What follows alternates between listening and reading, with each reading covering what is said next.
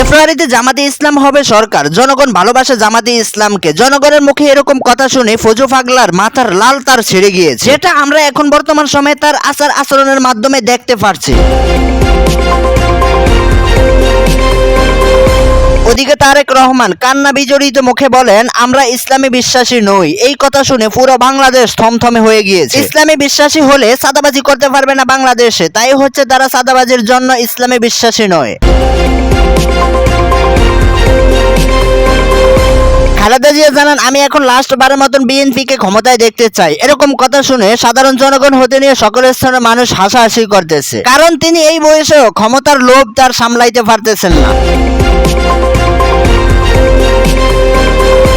বাংলাদেশের সাধারণ মানুষ বলেন, আমরা বাংলাদেশে কোরআনে আইন চাই। কোরআনে আইন হলে আমরা শান্তিতে থাকতে পারবো এই বাংলার জমিনে। যারা এত যুগ ধরে ক্ষমতা এসেছে সকলেই স্বৈরাচার ছিলেন, এখনই আমরা কোরআনে আইন চাই। কোরআনে আইন চালু করবে, এটা যে কোনো দল করলে আমরা ওই দলকে সাপোর্ট দিয়ে যাব, এরকমটা বলেছেন সাধারণ জনগণ। তারা এখন বর্তমান সময়ে বাংলাদেশ প্রেমী এবং ইসলাম প্রেমী। সবচেয়ে বড় কথা হচ্ছে তারা হচ্ছে ইসলাম প্রেমী, আল্লাহ ভীরু লোক এখন বর্তমান সময়ের বাংলাদেশের মানুষ। দেশ স্বাধীন হয়েছে 2024 থেকে এই পর্যন্ত একটি বছর অতিক্রম করেছে। এই একটি বছরের ভিতরে আমরা দেখতে পাচ্ছি একটি দল ক্ষমতায় না আসা সত্ত্বেও তারা কি পরিমাণে চাঁদাবাজি, টেন্ডারবাজি এবং গুম খুন এবং মানুষকে ভয়ভীতি দেখিয়ে যাচ্ছে। তারা যদি ক্ষমতায় আসে এই বাংলাদেশের মানুষ কতটা নিরাপদ এবং আশ্রয় থাকবে। এখন বর্তমান সময় আমরা দেখতে পাচ্ছি তারা যদি ক্ষমতায় আসে আমাদের জন্য খুবই দুঃখজনক এবং আমাদের জন্য খুবই বিপজ্জনক একটি আমরা বিপদ ডেকে আনতেছি। অতএব আমরা ওই দিক চিন্তাধারা না করে আমরা নিজেদেরকে বাঁচানোর জন্য হলেও ইসলামকে সাপোর্ট দিয়ে যাব এবং ইসলামের সমর্থন করে যাব এবং ইসলামকে এগিয়ে নিয়ে যাওয়ার জন্য ইসলামিক দলগুলোর সাথে ঐক্যমত হয়ে এই বাংলার জমিনে ইসলাম কায়েম করব।